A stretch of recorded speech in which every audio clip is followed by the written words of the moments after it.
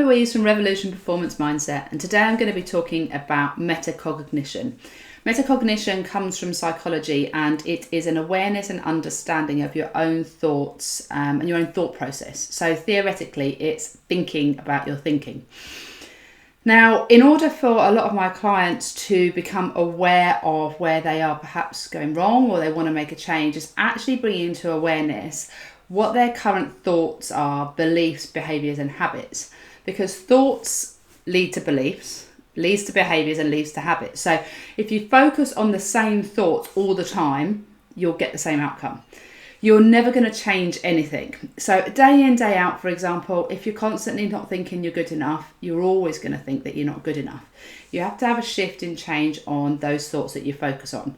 And my theory is that you've got to get rid of the bad stuff before you can start putting on the good stuff. In other words, you've got to weed the garden before you plant the flowers. To do this, you need to get really curious about what you're actually thinking. Why are you focusing on those thoughts? Why do those thoughts really matter to you? Most of the time, we're focusing on those thoughts or beliefs or emotions or habits because they are what have happened to us in the past. They are emotional responses that have happened in the past that we have currently built up. It could have been a traumatic event. It could just be a habit that you've built up over a period of time. You know, when I'm stressed, I always go to the chocolate cupboard. You know, that's just an emotional response for me. Chocolate seems to soothe me and I have a comfort around that, right? So my thought and belief there is that comfort makes me happy, makes me feel better and will soothe my stress. Is that true? Probably not, but chocolate does taste good. But what we're trying to think about here is if you really start thinking about your thinking and thinking about the thoughts that you have, you become more aware of which thoughts you want and which thoughts you want to change, right? And the reaction of our thoughts is only actually a product of our environment.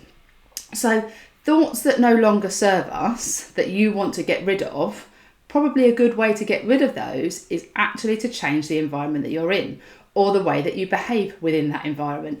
So sometimes changing something isn't just changing your thinking, because that's quite hard to do. It's also about changing the environment and how you interact with the environment, other people around you in the specific thought, habit or belief that you're having and that you want to change. The best way to do that and the best way to understand why you want to change that thought is to disconnect from the environment. So there are two things that I highly recommend if you're thinking about changing your thinking for any reason. Number one, find a way to disconnect from your environment and work out what that is actually about. How can I do that? People meditate, all right, I know that's a bit hippie, but it works for me. Some people just simply observe. They want to write it down. They might put it on their phone. Some people like to journal. I'm not a great journaler. I'm getting better at it. And actually, when I do write things down, I'm much better at working things out. So number one, disconnect from your environment. Get curious. What are those thoughts actually about, right? Think about your thinking. Number two, if you feel uncomfortable with your new thought, belief, habit, or behaviour, it's because it's the opposite of what you used to do, and that is okay. I always say to people, get comfortable being uncomfortable because it's not something you've experienced before. You're not used to doing it, and if you're not used to doing it, it isn't a habit, it isn't an old thought, it's a new behaviour and you'll start making new neural pathways. So that's the second thing to do. If you're really curious about learning more about thinking about your thinking, I recommend looking at any YouTube videos or books by Joe Dispenza.